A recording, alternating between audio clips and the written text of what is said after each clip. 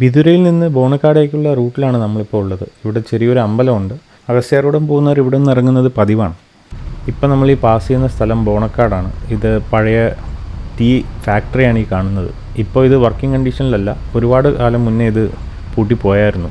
ഈ റൂട്ട് വഴിയാണ് നമ്മൾ ആക്ച്വലി ബോണക്കാട് ചെക്ക് പോസ്റ്റ്, അതായത് അഗസ്ത്യാർകൂടം ട്രെക്കിൻ്റെ ആദ്യത്തെ ചെക്ക് പോസ്റ്റിലേക്ക് പോകുന്നത്. കോടിയുടെ സാധനങ്ങളല്ലേ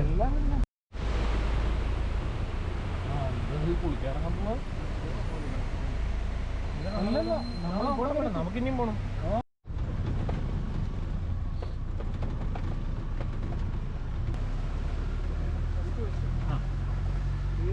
അങ്ങനെ നമ്മൾ ബോണക്കാട് ചെക്ക് പോസ്റ്റിൽ എത്തിയിട്ടുണ്ട്. ഇതാണ് അഗസ്ത്യാർകൂടം ട്രെക്കിലെ ആദ്യത്തെ ചെക്ക് പോസ്റ്റ് എന്ന് പറയുന്നത്. ഇവിടെയാണ് നമ്മൾ വാഹനങ്ങളെല്ലാം പാർക്ക് ചെയ്യുന്നതും നമ്മുടെ പേപ്പേഴ്സിൻ്റെ വെരിഫിക്കേഷൻ നടക്കുന്നതും എല്ലാം ഇവിടെയാണ്. ചെറിയ ചെറിയ ഗ്രൂപ്പുകളായിട്ട് പോവുക, പരസ്പരം കണ്ടുകണ്ട് പോവുക. നാളത്തെ യാത്രയായിരിക്കും തപ്പമായിരിക്കും. മഴയാണ്, വഴുക്കലുള്ള പാറകളാണ്, ശ്രദ്ധിച്ച് പോകണം. എന്തെങ്കിലും ഇതായി കഴിഞ്ഞാൽ ബോണക്കാട് ചെക്ക് പോസ്റ്റിൽ വെച്ച് ഫോറസ്റ്റ് ഓഫീസറിൻ്റെ ബ്രീഫിംഗ് എല്ലാം ഉണ്ടായിരുന്നു. അത് കഴിഞ്ഞ് ഒഫീഷ്യലി നമ്മൾ അഗസ്ത്യാർകൂടം ട്രെക്ക് ഇവിടെ നിന്ന് സ്റ്റാർട്ട് ചെയ്തിട്ടുണ്ട്. കാടിനെയൊക്കെ ഇഷ്ടപ്പെടുന്ന ഏതൊരു ആളിൻ്റെയും ഒരു ഡ്രീം ഡെസ്റ്റിനേഷനാണ് അഗസ്ത്യാർകൂടം ട്രെക്ക് എന്ന് പറയുന്നത്. പലതരം ടെറൈനിലൂടെയുള്ളൊരു ട്രെക്ക് എന്നുള്ളതാണ് ഇവിടുത്തെ ഏറ്റവും വലിയ പ്രത്യേകത. ഇന്ന് ഞങ്ങളുടെ കൂടെ ഏകദേശം 70 പേരുണ്ട് അഗസ്ത്യാർകൂടത്തേക്ക് വരാനായിട്ട്. ചെറുതും വലുതുമായിട്ടുള്ള ഒരുപാട് പുഴകൾ ക്രോസ് ചെയ്തിട്ട് വേണം നമുക്ക് അഗസ്ത്യാർകൂടത്ത് എത്താനായിട്ട്.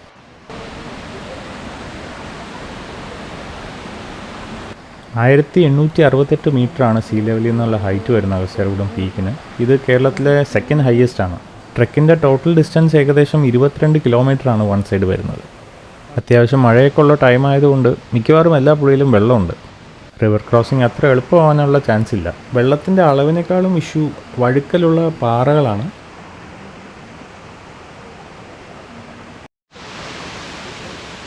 ഇതാണ് രണ്ടാമത്തെ ക്യാമ്പ് സൈറ്റ് ആയിട്ടുള്ള ലാത്തിമുട്ട. ഇവിടെ നിന്ന് ഏകദേശം 10 കിലോമീറ്റർ കഴിഞ്ഞാണ് നമുക്ക് അതിരുമല ബേസ് ക്യാമ്പ് വരുന്നത്.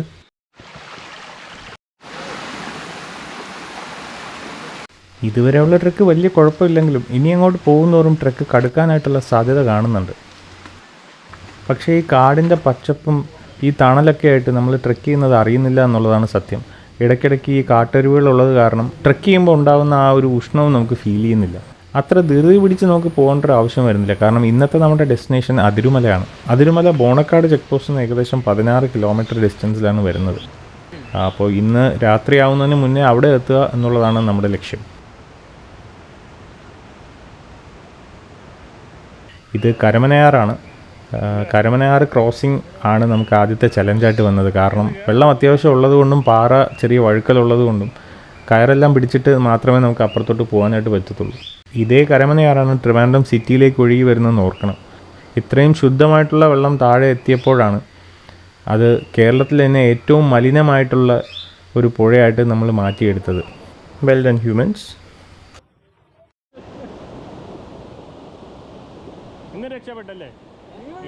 അങ്ങനെ മൂന്നാമത്തെ ക്യാമ്പ് ഷെഡ് എത്തി, കരമനയാർ.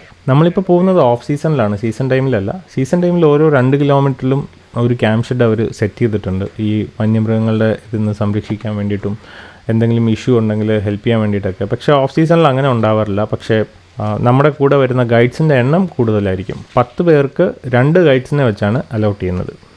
ഏറ്റവും അപകടകാരിയായിട്ടുള്ള കരടി മുതൽ എല്ലാ വന്യമൃഗങ്ങളും ഉൾപ്പെടുന്നൊരു കാടാണിത്. അപ്പോൾ ഗൈഡ്സ് എന്ന് പറയുന്നത് ഇവിടുത്തെ ഏറ്റവും എക്സ്പീരിയൻസ്ഡ് ആയിട്ടുള്ള ഇവിടുത്തെ ലോക്കൽസാണ്. അവരെപ്പോലെ ഈ കാടിനെ അറിഞ്ഞ ആൾക്കാർ ആരും ഉണ്ടാവില്ല. ഗൈഡ്സിൻ്റെ ഇൻസ്ട്രക്ഷൻ ഫോളോ ചെയ്ത് പോകുന്നതാണ് നമ്മുടെ ആരോഗ്യത്തിന് എപ്പോഴും നല്ലത്. കാട് നമ്മൾ കാണുമ്പോൾ അങ്ങനെ വലിയ ഒരു ഇതായിട്ട് തോന്നുന്നില്ലെങ്കിലും വന്യമൃഗങ്ങളുടെ ആക്രമണത്തിൽ മരണം സംഭവിച്ച കേസസ് ഇവിടെ ഉണ്ടായിട്ടുണ്ട്. കാരണം ഈ കാടിനെ അത്ര നന്നായിട്ട് അറിയാണ്ട് നമ്മൾ ഇതിനുള്ളിലേക്ക് കടന്നു കഴിയുമ്പോൾ അപകടങ്ങൾ ഉണ്ടാകാനുള്ള സാധ്യത വളരെ കൂടുതലാണ്. ഗൈഡ്സിൻ്റെ ഇൻസ്ട്രക്ഷൻസ് കറക്റ്റായിട്ട് ഫോളോ ചെയ്ത് വേണം ഈ ട്രെക്ക് നമ്മൾ ചെയ്യാനായിട്ട്. ഫുൾ ടൈം നമ്മുടെ കൂടെ വന്ന് അങ്ങോട്ട് പോകും ഇങ്ങോട്ട് പോകുമെന്ന് പറയുന്നല്ലേ പറയുന്നത്. പക്ഷേ അവർ പറയുന്ന ഒരു ജനറൽ ആയിട്ടുള്ള ഇൻസ്ട്രക്ഷൻസ് ഉണ്ടാവും. അത് നമ്മൾ ഫോളോ ചെയ്യേണ്ടത് നമ്മുടെ സേഫ്റ്റിക്ക് വേണ്ടിയിട്ട് തന്നെയാണെന്നൊന്ന് ഓർത്താൽ മതി. കുറച്ച് വർഷങ്ങളായിട്ട് കാട് കയറി കാടുമായിട്ടുള്ള ഒരു ചങ്ങാത്തത്തിൻ്റെ പുറത്താണോ എന്ന് അറിയത്തില്ല. ഈ ട്രെക്കിനിടയിൽ കുറേ സമയം ഞാൻ ഒറ്റയ്ക്കായിരുന്നു. ആ ഒരു ടൈമാണ് ഞാൻ ഈ ഒരു ട്രെക്കിൽ ഏറ്റവും കൂടുതൽ എൻജോയ് ചെയ്ത്. എത്ര ആൾക്കാർക്ക് അങ്ങനെ ഫീൽ ചെയ്തിട്ടുണ്ടെന്ന് എനിക്കറിയത്തില്ല. പക്ഷേ അതൊരു ഭയങ്കര എക്സ്പീരിയൻസ് ആണ്. കാരണം നമ്മളും ആ ഒരു കാടിൻ്റെ ഒരു ഫീലും മാത്രം, ആ കാടിൻ്റെ ഒരു സൗണ്ടും ആ വെള്ളച്ചാട്ടത്തിൻ്റെ സൗണ്ടും ഒക്കെ ആയിട്ട് ഒരു വലിയ കാട്ടിൽ നമ്മൾ ഒറ്റയ്ക്ക് സഞ്ചരിക്കുന്ന പോലത്തെ ഒരു ഫീലായിരുന്നു. ഞാനിപ്പോൾ പറയുന്നതിന് എതിരഭിപ്രായങ്ങളുണ്ടാവാം, പക്ഷേ എൻ്റെ ഒരു അഭിപ്രായത്തിൽ കാടിലേക്ക് സഞ്ചരിക്കുന്ന ഏതൊരാളിനും അത്യാവശ്യമായിട്ട് വേണ്ട ഒരു എക്യുപ്മെൻ്റാണ് കംഫർട്ടബിളായിട്ടും അതുപോലെ തന്നെ സേഫ്റ്റി ഉറപ്പാക്കുന്നതായിട്ടുള്ളൊരു ബൂട്ട്. നല്ലൊരു ബൂട്ടാണെങ്കിൽ അതൊരു പരിധി വരെ നമ്മുടെ ട്രെക്കിൻ്റെ ഫെറ്റിഗ് കുറയ്ക്കാനായിട്ട് നമ്മളെ ഹെൽപ്പ് ചെയ്യും. നല്ല മഴയുള്ള സമയത്ത് പോയിട്ട് പോലും കാടിൻ്റെ ഒരു സൈഡ് എപ്പോഴും ഡ്രൈ ഫോറസ്റ്റ് പോലെയാണ് കിടക്കുന്നത്. 10 പേരുടെയൊക്കെ ചെറിയ ഗ്രൂപ്പായിട്ടാണ് നമ്മൾ ട്രെക്ക് ചെയ്തുകൊണ്ടിരിക്കുന്നത്. അപ്പോൾ ഏകദേശം ഹാഫ് ഡിസ്റ്റൻസായി. ഇനി കുറച്ച് സമയം ഈ ഒരു വെള്ളച്ചാട്ടത്തിൻ്റെ അടുത്ത് റെസ്റ്റ് എടുക്കാമെന്ന് വിചാരിച്ചു. മഴ സമയം ആയതുകൊണ്ട് തന്നെ കാടിനകത്ത് വെള്ളച്ചാട്ടങ്ങളുടെ എണ്ണം ഒരുപാട് കൂടുതലാണ്. സാധാരണ നമ്മൾ ഡ്രൈ സീസണിൽ വരികയാണെങ്കിൽ ഇത്രയധികം വെള്ളച്ചാട്ടങ്ങളും ചെറിയ അരുവികളൊന്നും കാണാനായിട്ട് പറ്റത്തില്ല. പെട്ടെന്ന് കാണുമ്പോൾ സിമ്പിളായിട്ട് തോന്നുമെങ്കിലും മിക്കവാറും വെള്ളച്ചാട്ടങ്ങളും കുറച്ച് റിസ്ക്കിയാണ്. ബിക്കോസ് പാറയെല്ലാം വെള്ളം നനഞ്ഞ് വഴുക്കലായിട്ടാണ് കിടക്കുന്നത്. അപ്പോൾ നമ്മൾ കാല് സൂക്ഷിച്ച് വെച്ചില്ല എന്നുണ്ടെങ്കിൽ ഏത് നിമിഷം വേണമെങ്കിലും തെന്നി താഴേക്ക് പോകാം.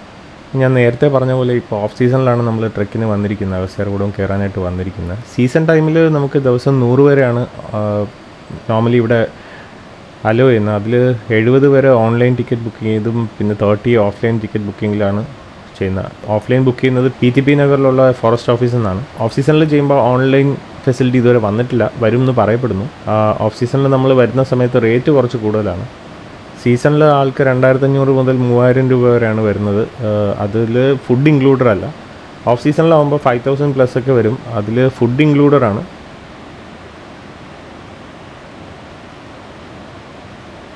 പിന്നെ എനിക്ക് തോന്നുന്നു ഓഫ് സീസണാണ് കുറച്ചുകൂടെ ബെറ്റർ. നമുക്ക് ആ ഒരു തിരക്കുണ്ടാവില്ല, പിന്നെ കാട് കുറച്ചുകൂടി ഫ്രഷ് ആയിരിക്കും. എന്ന് വെച്ചാൽ ഈ സീസൺ ടൈമിൽ കാടിൻ്റെ പാത്തെല്ലാം അവർ ക്ലിയർ ചെയ്തിടും. നമുക്ക് ആ കാടിൻ്റെ പ്യുവറായിട്ടുള്ളൊരു ഫീല് കിട്ടത്തില്ല. പക്ഷേ ഓഫ് സീസണിൽ വരുന്ന സമയത്ത് നമുക്കൊരു കാടിൻ്റെ കുറച്ചുകൂടി ഒരു പ്യുവറായിട്ടുള്ളൊരു ഫീല് എപ്പോഴും ആസ്വദിക്കാനായിട്ട് പറ്റും. ബിക്കോസ് കാട് കുറച്ചുകൂടെ റോ ആയിട്ടുള്ളതായിരിക്കും. ഈ വൈൽഡ് ലൈഫ് എന്തൂസിയാസ്റ്റ് ആയതിൻ്റെ ഒരു പ്രശ്നം എന്ന് വെച്ചാൽ വൈൽഡ് അനിമൽസിനെ കാണണമെന്ന് മനസ്സിൽ പ്രാർത്ഥിച്ചുകൊണ്ടായി കാട് വഴി നടക്കുന്നത്. പക്ഷേ ഇത്രയും ആളുള്ള സമയത്ത് ചാൻസ് വളരെ കുറവാണ്. ഓഫ് സീസണിൽ ആകെ ഒരു ചലഞ്ച് എന്ന് പറഞ്ഞാൽ സീസൺ ക്ലൈമറ്റ് അനുസരിച്ചായിരിക്കും ഇവിടെ ആളിനെ വിട്ടണോ വേണ്ടതെന്ന് ഫോറസ്റ്റ് തീരുമാനിക്കുന്നത്. ഇപ്പം നല്ല മഴയൊക്കെയുള്ള സമയത്ത് ഇങ്ങോട്ട് ആളിനെ കയറ്റി വിടാറില്ല.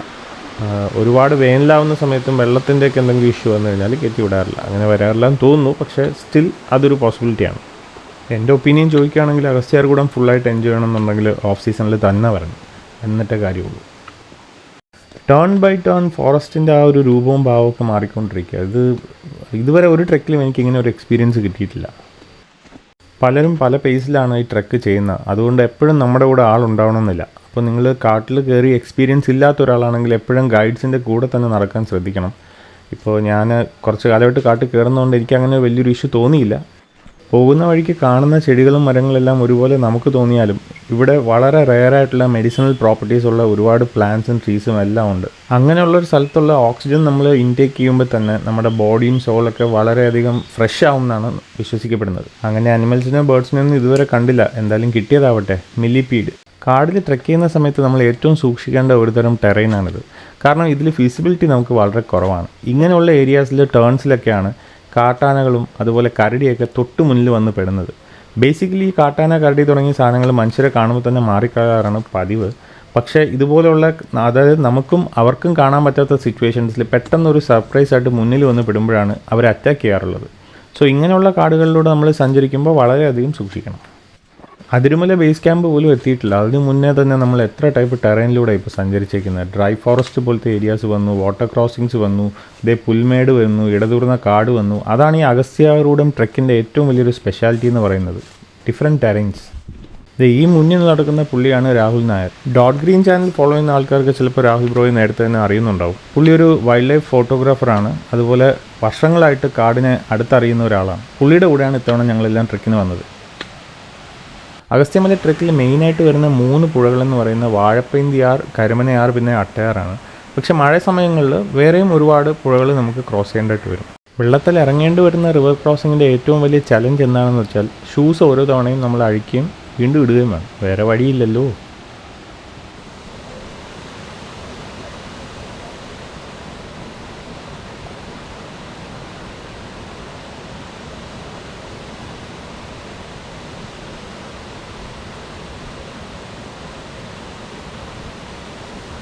നിങ്ങളിപ്പോൾ ഈ കണ്ടുകൊണ്ടിരിക്കുന്ന വിഷ്വൽസ് മൊത്തം ഗോപ്രോയിൽ ഷൂട്ട് ചെയ്തതാണ്. അതുകൊണ്ട് തന്നെ ക്വാളിറ്റി എനിക്ക് ബാക്കിയുള്ള 4K ഡിവൈസസുമായിട്ട് കമ്പയർ ചെയ്യുമ്പോൾ കുറവായിട്ട് തോന്നിയിട്ടുള്ളത്. ട്രെക്കിംഗ് പോലുള്ള കുറച്ച് ആക്ഷൻ ഓറിയൻറ്റഡ് ആയിട്ടുള്ള സംഭവത്തിനൊക്കെ പക്ഷേ ഗോപ്രോ തന്നെയാണ് സൂട്ടബിൾ എന്ന് എനിക്ക് തോന്നിയിട്ടുണ്ട്. കാട്ടിൽ കയറിയിട്ട് അട്ടകടിയൊന്നും കിട്ടിയില്ലല്ലോ എന്നുള്ള വിഷമം ഇതോടുകൂടി തീർന്നു. ആദ്യത്തെ കടി കിട്ടിയിട്ടുണ്ട്. തൽക്കാലം എടുത്ത് കളയണ്ട, അവിടെ തന്നെ ഇരുന്നോട്ടെ. അത്യാവശ്യം ചോറ് കുടിച്ച് കഴിഞ്ഞിട്ട് അവൻ തന്നെ ഇറങ്ങിപ്പോക്കോളും. ആ വെള്ളത്തിൻ്റെ ചിൽനെസ് ഉണ്ടല്ലോ, അത് നമ്മൾ നേരിട്ട് വന്നൊന്ന് കാല് വെച്ചാലേ അനുഭവിക്കാനായിട്ട് പറ്റും. അല്ലാണ്ട് നമ്മളിപ്പോൾ നാട്ടിലൊരു വെള്ളത്തിലിറങ്ങി കുളിക്കുന്ന പോലെയോ അല്ലെങ്കിൽ നമ്മൾ വീട്ടിൽ ഷവറിൽ കുളിക്കുന്ന പോലെയൊന്നും അല്ല. ഈ വെള്ളത്തിനൊരു ഫ്രഷ്നെസ് ഉണ്ട്. അത് അങ്ങനെ പറഞ്ഞ് നമുക്ക് മനസ്സിലാക്കി കൊടുക്കാൻ ബുദ്ധിമുട്ടാണ്. പലതരം ഔഷധ സസ്യങ്ങളുടെ മറ്റും വേരിലൂടെ തട്ടി വരുന്ന വെള്ളമായതുകൊണ്ട് ഇതിനൊരു ഹീലിംഗ് പവർ ഉണ്ടെന്നാണ് പറയപ്പെടുന്നത്. അങ്ങനെ അവസാനം നമ്മൾ അട്ടയാർ എത്തിയിട്ടുണ്ട്. ഈ അട്ടയാർ കഴിഞ്ഞാൽ പിന്നെ നമ്മുടെ യഥാർത്ഥ ഒരു ക്ലൈംബ് പോലെ സ്റ്റാർട്ട് ചെയ്ത് തുടങ്ങും. ഇതുവരെയുള്ള ടെറൈൻ പോലെയല്ല, കുറച്ച് സ്റ്റീപ്പായിട്ടുള്ള ടെറൈനാണ് ഇനി അങ്ങോട്ട് വരുന്നത്. ഷൂസ് അഴിക്കാണ്ട് തന്നെ ഈ ഒരു അട്ടയാർ ക്രോസ് ചെയ്യാനുള്ള ശ്രമത്തിലാണ്. ഒരു കാര്യം പ്രത്യേകം ശ്രദ്ധിക്കേണ്ടത്, ഈ ഒരു ഏരിയയിലൊക്കെ വെച്ച് നമുക്ക് എന്തെങ്കിലും സംഭവിച്ചു കഴിഞ്ഞാൽ നമ്മൾ തന്നെ എന്തെങ്കിലും ചെയ്യേണ്ടി വരും. കാരണം ഇങ്ങോട്ട് വണ്ടിയോ അങ്ങനെ ഒന്നും വരാനുള്ള യാതൊരു സംവിധാനവുമില്ല. ഇപ്പം നമ്മൾ വന്ന ഇത്രയും ഡിസ്റ്റൻസ് നമ്മൾ ചുമന്ന് കൊണ്ടുപോകേണ്ടി വരും. അതായത് നമുക്ക് നടക്കാൻ പറ്റാത്തൊരു സിറ്റുവേഷൻ വന്നാൽ. അങ്ങനെ ഇതിന് മുന്നേ സംഭവിച്ചിട്ടുണ്ട്. അതിൻ്റെ കഥകൾ നമ്മുടെ ഗൈഡ്സിനോട് ചോദിച്ചാൽ അവർ പറഞ്ഞു തരും. അതുകൊണ്ട് സേഫ്റ്റിക്ക് എപ്പോഴും പ്രയോറിറ്റി കൊടുക്കുക. പിന്നെ ഈ ഒരു ട്രെക്ക് തുടങ്ങുന്നതിന് മുന്നേ അവർ മെഡിക്കൽ ഫിറ്റ്നസ് സർട്ടിഫിക്കറ്റ് ചോദിക്കുന്നുണ്ട്. അതിൻ്റെ ഒരു റീസൺ നമ്മൾ ഈ ഒരു ട്രെക്ക് ചെയ്യാൻ കംപ്ലീറ്റ് ആയിട്ട് ഫിറ്റ് ആണെന്ന് തെളിയിക്കാൻ വേണ്ടിയിട്ടാണ്. അതുകൊണ്ട് കള്ള സർട്ടിഫിക്കറ്റ് കൊടുത്ത് കയറി വരുമ്പോൾ അത് നമ്മളെ തന്നെ ബാധിക്കും എന്നുള്ളത് ഒന്ന് മൈൻഡിൽ വയ്ക്കുക. അങ്ങനെ 5ാമത്തെ ക്യാമ്പ് ഷെഡായ അട്ടയാറും നമ്മൾ എത്തിക്കഴിഞ്ഞു. എൻ്റെ ഫ്രണ്ട്സായ പൊൻരാജും അഷറും ആശിഷുമാണ് ഇപ്പോൾ ഈ ക്രോസ് ചെയ്ത് വരാൻ വേണ്ടി ശ്രമിച്ചുകൊണ്ടിരിക്കുന്നത്. ഫോർച്ചുനേറ്റ്ലി ഓർ അൺഫോർച്ചുനേറ്റ്ലി പൊൻരാജിൻ്റെയും ആശിഷിൻ്റെയൊക്കെ ആദ്യത്തെ ട്രെക്കാണ് ഈ അഗസ്ത്യാർകൂടം ട്രെക്ക്. ഇവരെ മോട്ടിവേറ്റ് ചെയ്ത് വിളിച്ചുകൊണ്ടുവന്ന് എന്നോട് ദൈവം ക്ഷമിക്കട്ടെ. ഏതായാലും കൂടെ വന്ന ആർക്കും ഈ ട്രെക്കിൽ ഇതുവരെ വേറെ ഇഷ്യൂസൊന്നും ഉണ്ടായിട്ടില്ല. ഇവിടെ നിന്ന് ഏകദേശം ഒരു 4.5 കിലോമീറ്ററാണ് നമുക്കിനി അതിരുമല ബേസ് ക്യാമ്പ് വരെ ഉള്ളത്. ഞാൻ നേരത്തെ പറഞ്ഞ പോലെ ഇനിയുള്ള കയറ്റം കുറച്ച് ടൈം എടുത്ത് കയറാനേ പറ്റത്തുള്ളൂ. ബിക്കോസ് കുറച്ച് സ്റ്റീപ്പായിട്ടുള്ള റൂട്ടാണ് ഇനി വരുന്നത്. ഈ അഗസ്ത്യാർകൂടത്ത് ഏകദേശം 2000 വെറൈറ്റി ഓഫ് മെഡിസിനൽ പ്ലാന്റ്സ് ഉണ്ടെന്നാണ് പറയപ്പെടുന്നത്. അതിൽ 50 എണ്ണം റെയറും അതുപോലെ തന്നെ എൻഡേഞ്ചേർഡ് ആയിട്ടുള്ള സ്പീഷീസാണ്. അനിമൽസ് നോക്കുകയാണെങ്കിൽ Bengal tiger, Asian elephant, Nilgiri tar അങ്ങനെ പലതരം അനിമൽസ് ഉണ്ട്. അതുപോലെ കാണിക്കാരൻ ട്രൈബ്, അതായത് ലോകത്തിലെ ഏറ്റവും ഓൾഡസ്റ്റ് ആയിട്ടുള്ള സർവൈവിങ് ട്രൈബൽസിൽ ഒന്നാണ്. അവർ അഗസ്ത്യമലയിലാണുള്ളത്. അട്ടയാർ ക്രോസിങ് കഴിഞ്ഞു. ഇനി സ്റ്റീപ്പായിട്ടുള്ള പാത്തിൻ്റെ തുടക്കമാണ്. കാണുമ്പോൾ തന്നെ മനസ്സിലാവുന്നുണ്ടായിരിക്കുമല്ലോ. ഒരാൾ കയറി നിന്നാൽ കാണാൻ പറ്റാത്ത അത്ര ഹൈറ്റിലാണ് ഈ പുല്ല് നിൽക്കുന്നത്.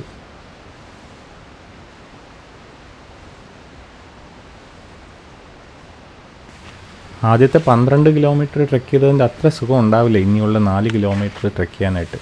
കുറച്ച് നിന്ന് തന്നെ പോകേണ്ടതായിട്ട് വരും. ഇതേ മുകളിൽ കാണുന്നതാണ് Attayar anti poaching camp shed. Season ടൈമിൽ വരുമ്പോൾ ഇവിടെ നമ്മുടെ ടിക്കറ്റും മറ്റും ചെക്ക് ചെയ്യുന്ന പതിവുണ്ട്. സ്ഥിരമായിട്ട് ട്രെക്കിംഗ് പോകുന്നതുകൊണ്ട് ഞാൻ ട്രെക്കിംഗ് പോളുമായിട്ടാണ് വന്നത്. അത് ഒരുപാട് ഹെൽപ്പ് ചെയ്തു. ബോണക്കാട് ക്യാമ്പ് ഷെഡിൽ അവർ ചെറിയ വടികൾ വെട്ടി വെച്ചിട്ടുണ്ടാവും വിൽക്കാനായിട്ട്. അത് വാങ്ങിയാൽ ഒരുപാട് ഹെൽപ്ഫുള്ളായിരിക്കും. മുന്നോട്ട് കയറും തോറും ആ ഒരു ടെറൈൻ്റെ സ്റ്റീപ്നെസ് കൂടി വരുന്നുണ്ട്. നല്ല ടയേർഡായിട്ട് ഫീൽ ആവുന്നുണ്ടെങ്കിൽ ഇതുപോലെയുള്ള ചെറിയ അരുവികളുടെ അടുത്ത് കുറച്ച് സമയം ഇരുന്നാൽ മതി, ഫുൾ ചാർജ് ആവും. ഇത് അടുത്ത ടെറൈനായിട്ടുള്ള ഓപ്പൺ ഗ്രാസ് ലാൻഡ്സ് എത്തി. നമ്മൾ ഫ്രണ്ടിൽ പോകുന്ന ആനന്ദേട്ടനാണ്. പുള്ളി നമ്മുടെ ഒരു ഫ്രണ്ടാണ്. ഇന്ന് ഞങ്ങൾ ബോണക്കാടേക്ക് വന്നതും പല ട്രെക്കിലും ഞങ്ങളുടെ കൂടെ വരുന്നതും ആനന്ദേട്ടനും ആനന്ദേട്ടൻ്റെ 4-wheel drive താറുമാണ്. அங்கே பாருங்கள், அது வரையாடு முட்டை. அகஸ்தியார்கூடம் பீக் இங்கே இருக்குது, பாண்டிப்பத்து, நாச்சியார் முட்டைன்னு சொல்லிட்டு ஃபுல்லாக ஆக்சுவலாக மவுண்டன்ஸ் കവറാக இருக்குது. പൊൻരാജ് തമിഴ്നാട്ടിൽ നിന്നാണ് വരുന്നത്. പുള്ളിക്ക് ഞാൻ കാണിച്ചു കൊടുത്തതുപോലെ ഈ ഓപ്പൺ ഗ്രാസ് ലാൻഡ്സിൽ നിന്നാൽ തന്നെ നമുക്ക് ചുറ്റുമുള്ള ഒരുപാട് മലനിരകൾ കാണാനായിട്ട് പറ്റും.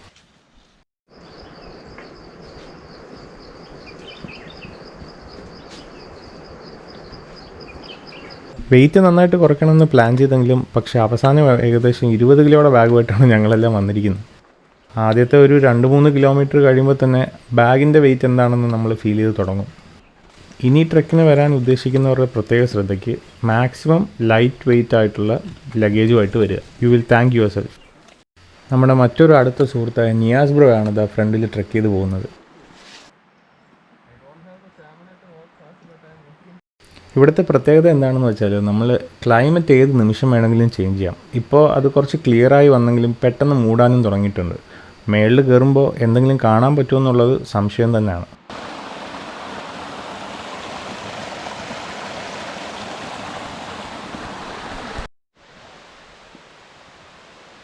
സ്റ്റീപ്പ് ടെറൈനും ബാഗിൻ്റെ വെയിറ്റും നമ്മൾ നടക്കുന്നത് കാണുമ്പോൾ തന്നെ മനസ്സിലാവുന്നുണ്ടല്ലോ അല്ലേ എത്രമാത്രം ടയേർഡാണെന്നുള്ളത്.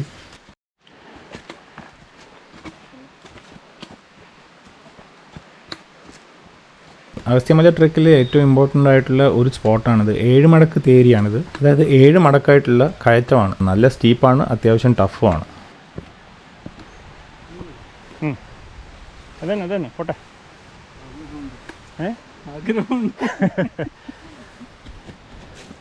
കൂടെ ഉണ്ടായിരുന്ന 1-2 പേര് കാലിൽ മസിൽ ക്രാമ്പൊക്കെ വന്നിട്ട് അവിടെ ഇരിക്കാറുണ്ടായി. അപ്പോൾ നമ്മൾ കുറച്ച് ടൈം ഇവിടെ കൂടുതൽ സ്പെൻഡ് ചെയ്യാണ്.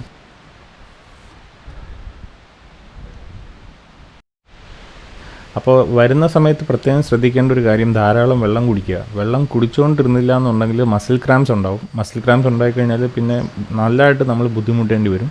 അതുകൊണ്ട് മാക്സിമം വെള്ളം കുടിക്കുക.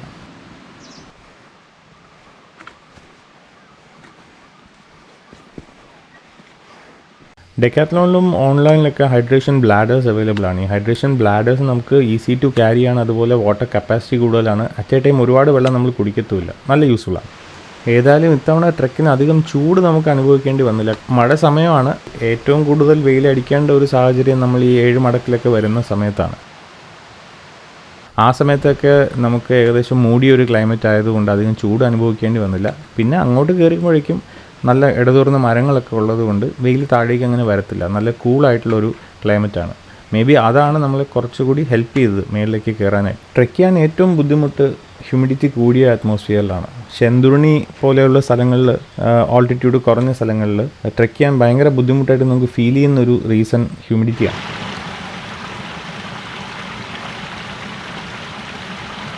ബേസ് ക്യാമ്പിനോട് അടുക്കുന്തോറും കാട് തിക്കായി വരുന്നുണ്ട്. അതുപോലെ തന്നെ വൈൽഡ് അനിമൽസിൻ്റെ പ്രസൻസ് നമുക്ക് ഫീൽ ചെയ്യുന്നുണ്ട്. അതിരുമല ബേസ് ക്യാമ്പിൽ എത്തുന്നതിന് മുന്നേ ഉള്ള മറ്റൊരു ഇമ്പോർട്ടൻറ്റ് സ്ഥലമാണ് നെഞ്ചിടിച്ചാൻ തേരി. ഈ ഒരു പെർട്ടിക്കുലർ പോർഷനിലെ സ്റ്റീപ്പായിട്ടുള്ള ടെറൈനാണ് അവർ ഡെപ്പിക്റ്റ് ചെയ്യാനായിട്ട് ശ്രമിക്കുന്ന ആ ഒരു പേരുമുണ്ട്. നമ്മുടെ കാല് വന്ന് നെഞ്ചിലിരിക്കുന്ന രീതിയിൽ സ്റ്റീപ്പാണ് ഇവിടുത്തെ ടെറൈൻ. ഇതായിരുന്നു നെഞ്ചിടിച്ചാനും ഏകദേശം ഇടിച്ചായിരുന്നു.